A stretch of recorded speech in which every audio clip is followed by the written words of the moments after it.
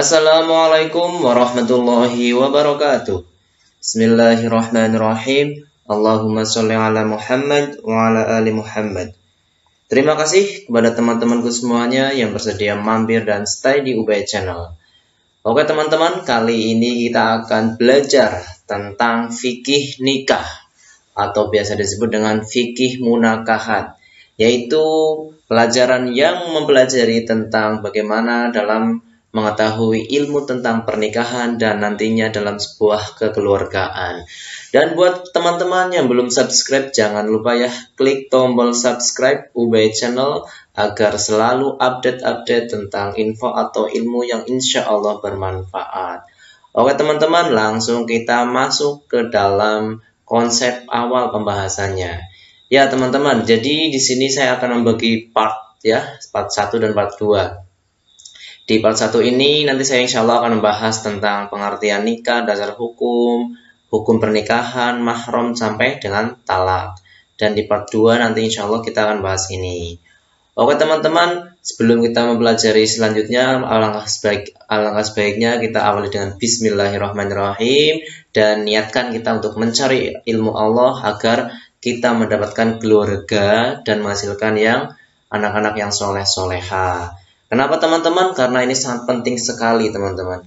Karena banyak dari kita kita sudah berkeluarga atau kita yang mau berkeluarga tapi kita belum paham ilmunya.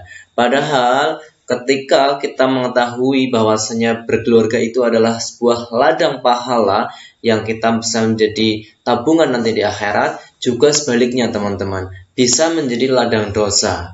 Karena apa? Ketika kita melakukan sesuatu tidak ada ilmunya. Maka dari itu, mari kita di sini belajar bareng. Kenapa saya di awal nulisnya belajar? Karena saya juga masih belajar, teman-teman. Dan nantinya jika ada penjelasan saya yang kurang atau bahkan yang salah, silahkan kalian kritik atau saran saya di kolom komentar atau japri langsung ke pribadi saya. Oke, teman-teman, kita bahas yang pertama yaitu tentang definisi nikah. Gitu, teman-teman ya. Nikah itu dari bahasa Arab teman-teman, an-nikah yang maknanya itu ada 3 bahkan ada 4 ya. Yang pertama adalah al-wat'u, yaitu hubungan seksual atau koitus. Nah ini seolah-olah ini asing ya, yang jelas kata nikah itu lebih populer. Terus ad-domu atau yang berarti menggenggam atau mengumpulkan. Terus al-jam'u artinya itu menggabungkan. Itulah sebabnya mengapa bersetubuh atau bersenggama dalam istilah fikih disebut jima, dari kata al-jam'u teman-teman ya. Terus ada juga yang namanya nikah itu bersahabat dengan kata zawaja, yazawiju tazwijan atau zauj, yang berarti menemani, bergauli, menyertai dan memberi istri. Ya, ini dari segi definitif ya teman-teman. Soal nikah apapun bahasanya, yang jelas nikah adalah hubungan laki perempuan yang dalam hal akad atau dalam hal kehalalan yang disyariatkan oleh agama Islam. Lanjut teman-teman, yang kita bahas nomor 2 yaitu dasar hukum nikah. Nah ini teman-teman, ya sebagaimana kita ketahui agama kita adalah agama yang berdasarkan Al-Quran dan As-Sunnah atau hadis. Ya, yang pertama itu di surah Ar-Rum. Sebenarnya ini dasarnya banyak teman-teman ya. Saya hanya nulis beberapa. Yang pertama surah Ar-Rum, bisa dilihat teman-teman ayat 21. Mungkin saya akan bacakan. A'udzubillahi minasyaitonirrajim. Wa min ayatihi an khalaqalakum min anfusikum azwaja. Dan di antara kebesarannya, bukti-buktinya Allah itu menciptakan bagimu dan dari sejenismu pasangan-pasangan ya. Litaskunu ilaiha, agar kalian itu merasakan ketenangan padanya. Wa ja'ala bainakum mawaddatan wa rahmah, dan menjadikan kamu itu dengan kebahagiaan dan kasih sayang ya. Inna fi dzalika laayatin liqaumin yatafakkarun. Itu semuanya adalah bukti agar kaum itu berpikir. Gitu teman-teman. Itu surah Ar-Rum. Terus ada lagi teman-teman, dan ini sangat memotivasi saya di surah An-Nur teman-teman. Nah ini di surah An-Nur ayat 32. Ini sangat memberikan motivasi kepada saya pribadi. Wa ankihul ayyama minkum wasolihina min ibadikum wa imaikum. Dan nikahkanlah orang-orang yang masih membujang di antara kamu, dan juga orang-orang yang layak menikah dari hamba-hamba sahayamu yang laki-laki dan perempuan. Nah ini kalimat yang Masya Allah sangat memotivasi kita, yaitu iyakunu fuqara yughnihimullahu min fadli. Dan jika mereka miskin, Allah akan memberikan kemampuan kepada mereka dengan karunia-Nya. Wallahu wasi'un alim, dan Allah maha luas, maha mengetahui. Ini subhanallah, Masya Allah teman-teman, itu ayat benar-benar memotivasi saya pribadi dan harus memotivasi kalian. Kita sebagaimana kita ketahui, yang namanya orang mau nikah pasti umumnya itu merasa nanti belum mampu apa-apa. Padahal Allah sudah menjanjikan, iyakunu fuqara yughnihimullah. Jika mereka dalam keadaan fakir, maka nanti Allah akan mencukupkan. Dan ini Masya Allah, saya insya Allah telah membuktikannya sendiri, dan insya Allah nanti share di lain konten. Oke, lanjutnya hadis tentang nikah dari Sa'ad bin Abi Waqqas. Rasulullah pernah melarang Utsman bin Maz'un membujang, dan kalau sekiranya Rasulullah SAW mengizinkan, niscaya kami akan mengibiri. Artinya Rasulullah tidak mengizinkan seorang itu membujang. Bahkan di lain hadis Rasulullah menegaskan, umat Rasulullah yang membujang, mungkin sengaja membujang ya, itu tidak diakui menjadi umatnya. Wallahu a'lam. Oke, lanjut teman-teman. Yang ketiga yaitu tentang hukum menikah. Ya, mungkin teman-teman tahulah tentang hukum dalam fikih adalah 5 teman-teman ya. Ada wajib, sunnah, makruh, haram, dan terakhir adalah mubah. Ini terakhir ya. Yang pertama kita bahas yang wajib teman-teman. Hukum menikah itu bisa menjadi wajib ketika seseorang memiliki syahwat besar ya, dan khawatir dirinya akan terjerumus pada perzinahan, sehingga ia harus segera menikah. Kalau tidak segera menikah, maka dia akan kemungkinan zina. Naudzubillah min dzalik. Maka dari itu hukum menikah itu menjadi wajib dengan kata kunci dia syahwatnya besar dan khawatir terjerumus perzinahan. Terus yang selanjutnya hukumnya sunnah, yaitu bagi seseorang yang berhasrat namun ia tidak dikhawatirkan terjerumus pada perzinahan. Jadi dia pengen menikah sebenarnya, tapi ya nggak terlalu banget syahwatnya, nggak terlalu besar, dan dia nggak dan dia nggak beresiko untuk berzina gitu ya. Ya ini hukumnya sunnah teman-teman. Terus selanjutnya hukum menikah itu menjadi makruh. Makruhnya ini karena orang itu belum berkeinginan untuk menikah dan juga belum mampu untuk menafkahi. Ya, jadi makruhnya itu karena dia belum punya keinginan menikah dan belum mampu menafkahi. Jadi ada 2 kunci di sini, keinginan menikah dan menafkahi. Nah, ini yang nantinya akan menjadi tolak ukur hukum dalam pernikahan. Terus yang ketiga yaitu hukumnya haram, teman-teman. Haram di sini itu bagi seseorang yang akan melalaikan istrinya, yaitu mendolimi istrinya, atau tidak mampu dalam hal jima dan nafkah. Di sini ada tiga karakter teman-teman. Jadi orang tuh haram menikah kalau dia tuh benar-benar sengaja akan mendolimi istri. Dia berencana jahat gitu ya. Mungkin nanti berencana mengeruk hartanya, berencana untuk menyiksa istrinya dan sebagainya, itu haram. Itu yang pertama. Terus yang kedua, dia itu tidak mampu dalam hal jima. Hal jima itu artinya mungkin dia mohon maaf, dia mengalami impoten atau apa gitu ya, dan dia tidak mampu untuk menafkahi. Nah, akan tetapi ada beberapa ulama yang mengatakan dalam 2 hal ini itu terkecualikan. Terkecualikan itu nanti di awal dia itu bisa berdiskusi dengan calon istrinya, mungkin dia sama-sama menerima gitu. Wallahu a'lam bishawab. Nah, yang jelas ketika ini sengaja dan ini sama-sama tidak tahu, maka itu hukumnya haram. Terus yang terakhir itu hukumnya mubah, teman-teman. Mubah itu bagi orang yang diantara hal yang mendorong dan mencegah untuk menikah. Artinya dia netral gitu ya. Tidak ada faktor yang mendorong, tidak ada faktor yang mencegah, maka dia mubah atau boleh, teman-teman. Oke, lanjut kita ke slide yang keempat, yaitu tentang mahram. Nah ini.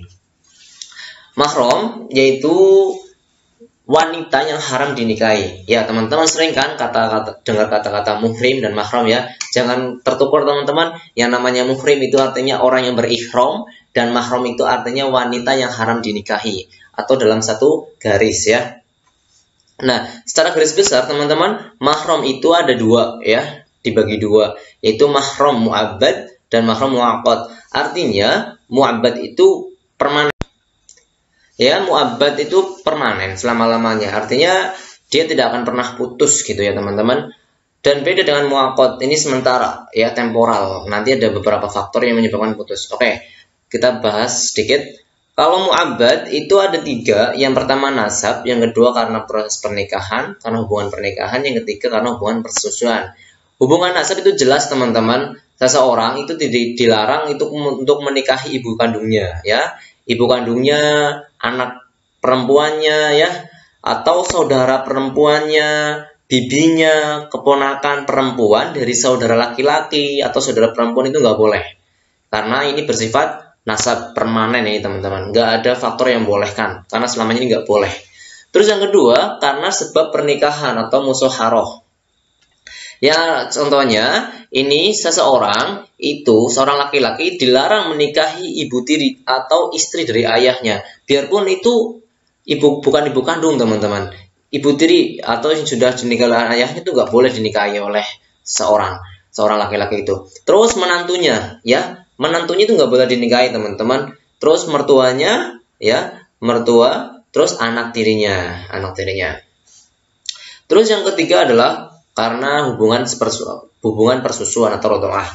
Misalkan si A itu menyusu ke ibunya, ibu susuan. Nah, maka dari itu jelas si A itu nggak boleh nikah sama si ibu susuan itu. Terus si A itu ketika menyusu ke seorang ibu dan seorang ibu itu punya anak kandung, walaupun itu perempuan tetap tidak boleh teman-teman, karena itu saudara sepersusuan ya. Terus ini saudara perempuan dari sepersusuan, misalkan si A itu menyusu dengan seorang ibu. Nah, ibu itu punya anak laki-laki, biarpun sama-sama laki-laki, si anak laki-laki itu nanti punya saudara perempuan, nggak boleh teman-teman, karena itu masih saudara dari saudara sepersusuan gitu. Terus bibi atau ini saudaranya dari ibunya itu nggak boleh. Keponakan sepersusuan, ibu tiri sepersusuan, pokoknya ini panjang soal sepersusuan teman-teman. Jadi maka dari itu ketika kita menikah di KUA itu biasanya ditanya apakah ada kemungkinan sepersusuan atau tidak, seperti itu teman-teman. Oke, lanjut kita ke mahram muaqqad, yaitu mahram yang sementara.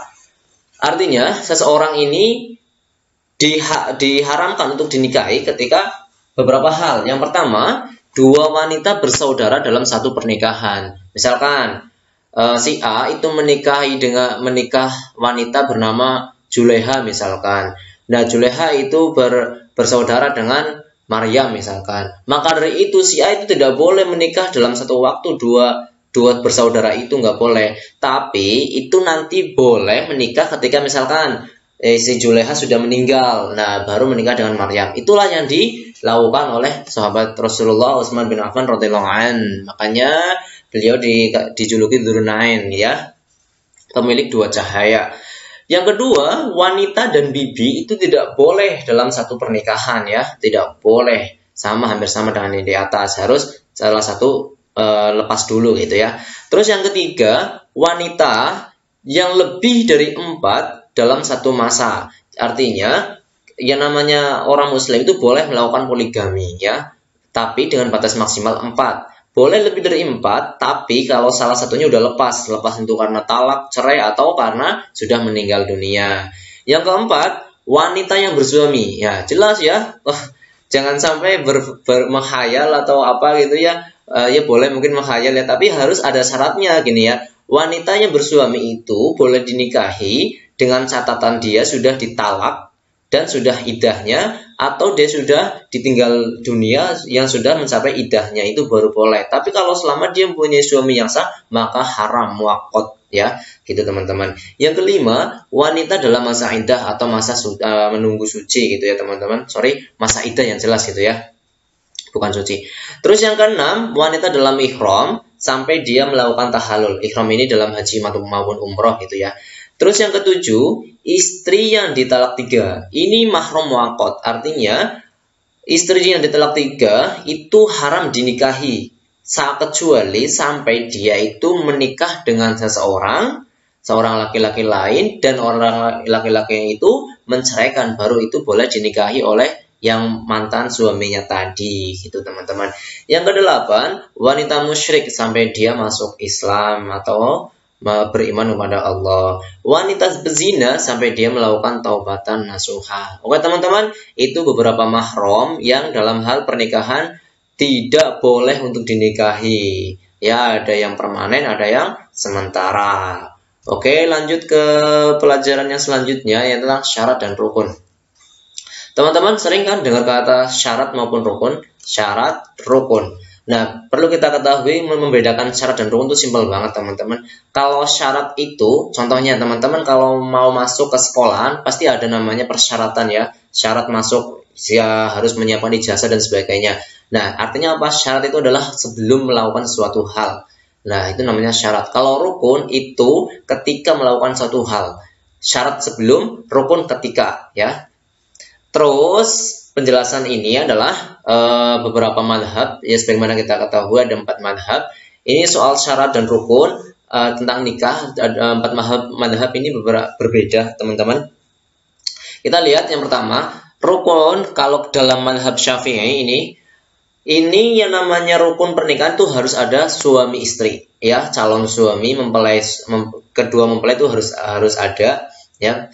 Dan yang kedua harus ada wali. Yang ketiga harus ada saksi minimal 2. Yang keempat harus ada namanya ijab qabul atau akad. Nah, akan tetapi menurut Imam Syafi'i ini berbeda juga nanti menurut Imam Hanafi. Kalau dalam menurut Imam Hanafi yang menjadi rukun itu cuma ada ijab qabul. Yang saksi dan wali itu hanya sebatas syarat.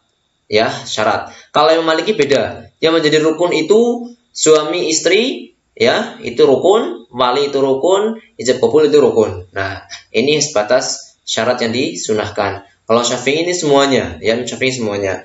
Kalau Imam Hambali, suami istri itu menjadi rukun, wali itu syarat, kalau saksi itu rukun, ijab qabul itu rukun, ya. Syaratnya cuma ada ini. Ya, teman-teman, mungkin teman-teman ya Pak, walaupun nggak hafal ya paham lah kalau Syafi'i ini semuanya gitu ya. Oke, lanjut teman-teman. Yang keenam yaitu tentang perwalian. Wali teman-teman ada kedudukannya, ya, ada kedudukannya. Di mana seorang wanita itu wajib menggunakan wali, teman-teman. Jadi kalau menikah itu harus pakai wali. Beda dengan laki-laki. Laki-laki itu tidak menggunakan wali. Tapi kalau wanita itu harus punya wali. Walinya siapa? Yang pertama adalah ayah, ya. Ayahnya itu yang paling pertama. Inilah ayah yang punya hak prerogatif dia untuk menikahkan atau tidak. Bahkan pernikahannya itu sah atau enggak, ini tergantung ayahnya. Mungkin ada pengecualian nantinya. Oke. Terus yang kedua, ketika ayah nggak ada, ya, atau ayah sudah meninggal, maka yang berhak mewalikan adalah kakeknya. Kakek dari kamu, ya. Kakek dari pengantin nih, kakek dari pengantin. Nah, di atasnya ayah kakek. Nah, ketika ayah kakek nggak ada, maka boleh saudara laki-lakinya, ya. Saudara laki-lakinya itu boleh untuk menikahkan, entah itu kakak maupun adik, yang penting sudah memenuhi syarat, misalkan sudah balik, ya, dan Islam tentunya. Ketika saudaranya nggak ada, maka boleh keponakannya atau anak dari saudara, boleh menggunakan keponakan. Ketika keponakan nggak ada, boleh pamannya, ya, pamannya boleh, dan pamannya ketika nggak ada, boleh anaknya paman atau sepupu. Itu teman-teman soal wali.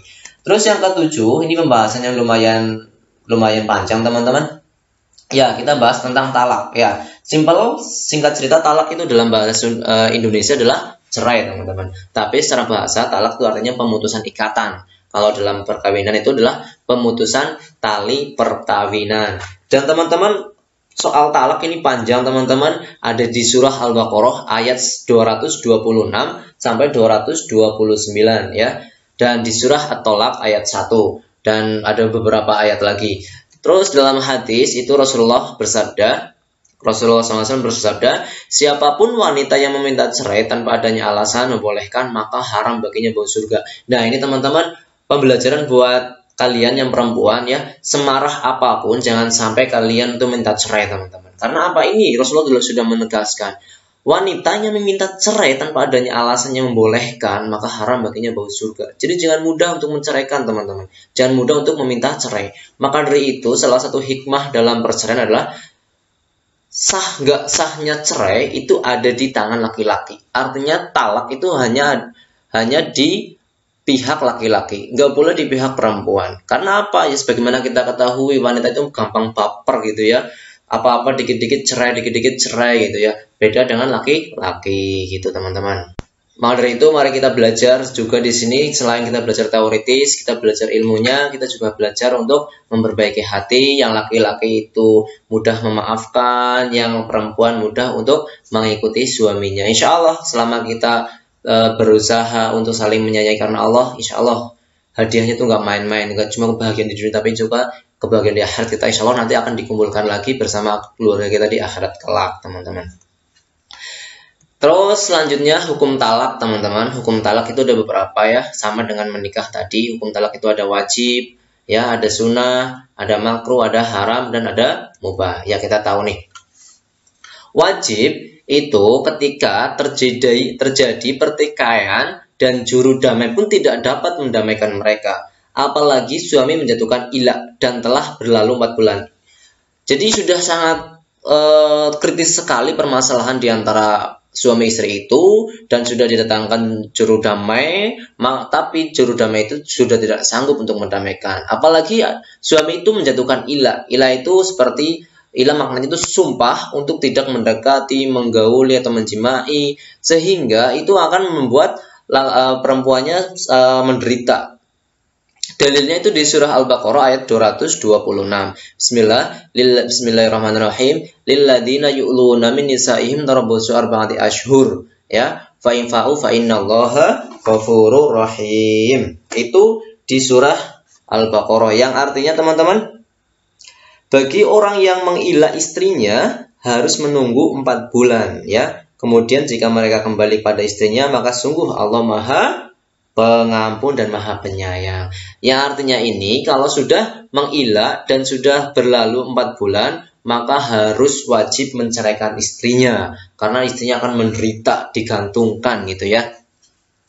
Terus sunnah itu ketika istri melalaikan hak-hak Allah. Hak Allah itu seperti sholat, puasa wajib, sholat wajib. Kok tahu istrinya kayak gitu, maka itu disunahkan untuk menceraikan istrinya. Terus istri juga melalaikan hak suaminya. Hak suami itu apa? Dijaga hartanya, dijaga kehormatannya. Malah istri tidak melakukan itu, maka boleh untuk diceraikan. Terus hukum yang ketiga itu makruh. Makruh itu ketika dilakukan bukan karena kebutuhan. Nah, ini ada cerita Ibnu Umar ya, sahabat Ibnu Umar itu tiba-tiba menceraikan istrinya. Istrinya lalu berkata, "Wahai Ibnu Umar, apakah kamu menceraikan aku, istri yang berusaha selalu menjaga kehormatanmu?" Maka Ibnu Umar tidak jadi menceraikan. Artinya dimakruhkan ketika seorang itu tanpa alasan menceraikan istrinya. Terus yang ketiga itu hukumnya haram. Haram ini ada 3 kategori ya teman-teman. Haram ini yang pertama adalah ketika istrinya dalam keadaan haid atau nifas. Itu haram, tidak boleh seorang suami menceraikan istri dalam keadaan haid. Terus yang kedua, haram menceraikan istri dalam keadaan suci ya. Dalam keadaan suci tapi sudah dijima ya, sudah dijimai. Karena apa? Saat itu belum jelas hamil atau enggaknya gitu ya. Terus yang ketiga, talak itu haram itu ketika diucapkan 3 ya. Artinya talak 3 dalam satu lafal ya, atau dalam satu majelis, itu tidak boleh namanya. Terus yang terakhir adalah hukumnya mubah. Ketika akhlak atau perilaku istri kepada suaminya sangat buruk. Artinya ini masalah akhlak, bukan masalah syariat teman-teman ya. Masalah perilaku istrinya, mungkin ada beberapa hal yang membuat suaminya itu nggak suka, tapi istrinya tetap bandel gitu ya. Maka dari itu hikmahnya adalah kita berusaha untuk saling terbuka dan saling menasehati. Sebagaimana dalam surah Al-Nasr, wa tawassaw bil haq wa tawassaw bis sabr. Ya, kita saling menasihati juga pada istri, kepada suami agar kita selalu berbuat yang hak, yang benar dan sabar. Terus sekarang kita bahas tentang jenis-jenis talak teman-teman. Kita bahas jenis talak. Talak secara garis besar itu dibagi menjadi 4 teman-teman. Artinya ini tipologi atau berdasarkannya itu jadi 4. Yang pertama berdasarkan ucapannya, sifatnya, pengaruhnya dan waktunya. Ya, kita bahas pelan-pelan. Ya, talak yang pertama itu berdasarkan ucapan atau sighot atau lafal itu dibagi 2 teman-teman, yaitu talak sharih dan talak kinayah. Kalau yang namanya talak sharih itu jelas, maknanya jelas, tidak multitafsir. Contohnya ketika ada seorang suami mengatakan, aku menceraikanmu, jelas itu. Aku mentalakmu, jelas. Artinya udah nggak ada butuh namanya tafsir. Nah, kalau kinayah itu tidak jelas teman-teman. Tidak jelas. Jadi membutuhkan penafsiran. Contohnya, sana kamu pulang ke orang tuamu, ya. Sana kamu jangan ikut aku. Nah, kalau seperti itu bagaimana? Maka itu tergantung niatnya si pengucap, niat suaminya. Ketika seorang suami mengatakan sana kamu pulang, maka sebagai seorang istri, ya yang pertama adalah koreksi apakah suamimu marah gitu ya. Tapi yang jelas itu tergantung niat dari suaminya. Kalau suaminya itu memang meniatkan untuk cerai, maka gugurlah talaknya. Tapi kalau hanya sebatas tidak untuk menggugurkan, bukan untuk menceraikan, maka tidak masalah teman-teman. Itulah namanya talak sori dan talak kinayah. Kalau talak sori jelas langsung gugur cerainya, kalau kinayah belum tentu, tergantung niatnya dari suami. Terus talak yang berdasarkan sifat itu ada dua teman-teman, talak sunni dan talak bidni. Di mana talak sunni itu adalah talak yang diperbolehkan oleh syariat dan itu berdasarkan tuntunan Rasulullah SAW. Itu diperbolehkan. Nah, karena kan ada juga talak bidni, yaitu talak yang tidak diperbolehkan. Sebenarnya ini talak yang diharamkan teman-teman. Jadi ketika seorang suami melakukan talak ini, dia nggak gugur talaknya, malah dia berdosa.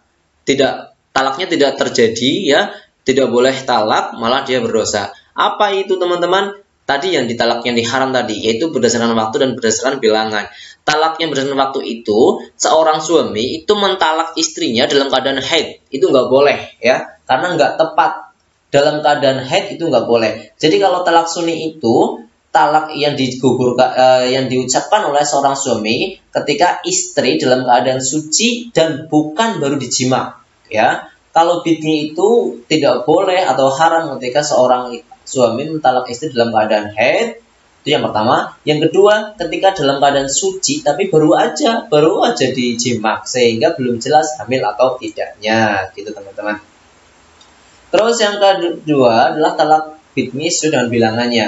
Artinya seperti tadi, seorang suami melakukan talak 3 sekaligus itu nggak boleh, haram, ya, tidak gugur talaknya.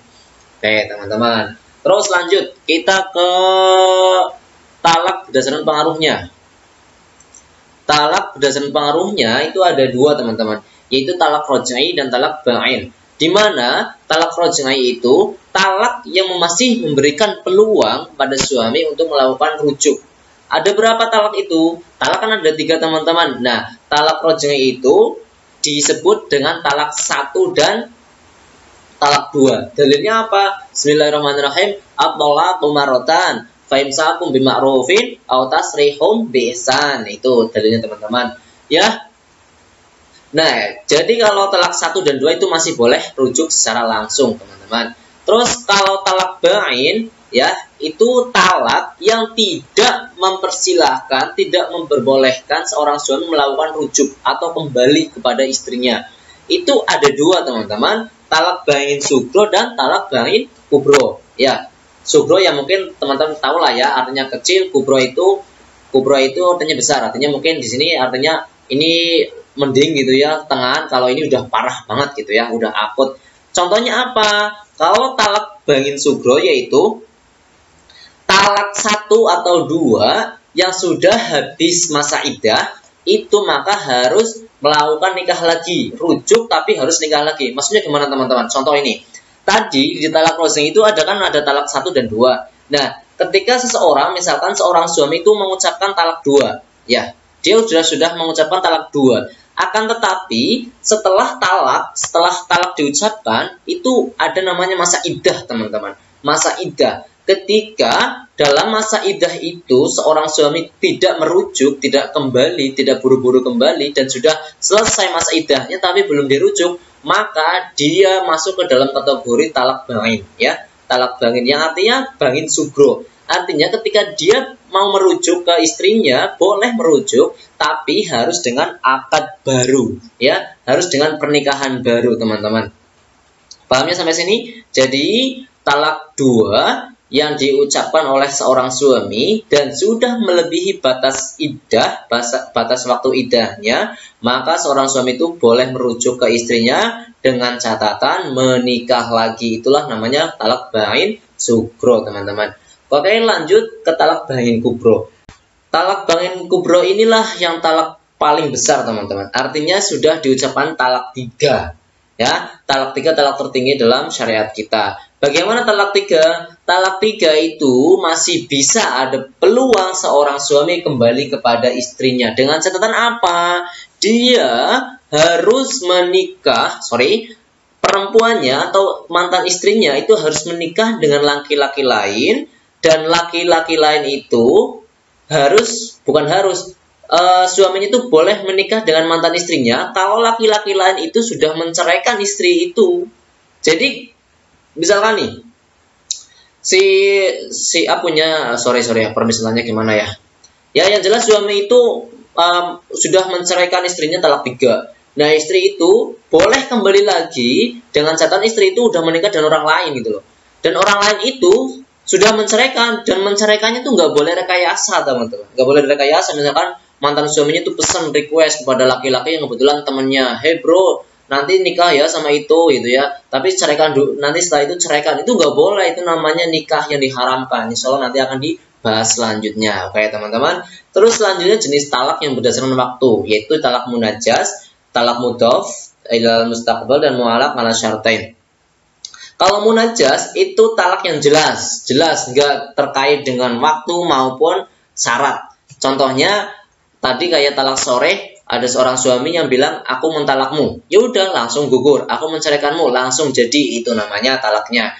Tapi kalau talak mudhaf ilal mustaqbal itu pakai rentan waktu. Misalkan seorang suami ada yang mengatakan aku mentalakmu 1 bulan lagi, atau 1 tahun lagi, atau 10 tahun lagi. Maka ketika mendekati atau tepat waktu yang telah ditentukan, maka talaknya gugur, teman-teman. Terus talak mu'allaq ala syartin, artinya talak yang taklik ya, yang menggantungkan dengan syarat. Contohnya, seorang suami yang bilang, kalau kamu keluar dari rumah, maka gugurlah talakku, gitu ya.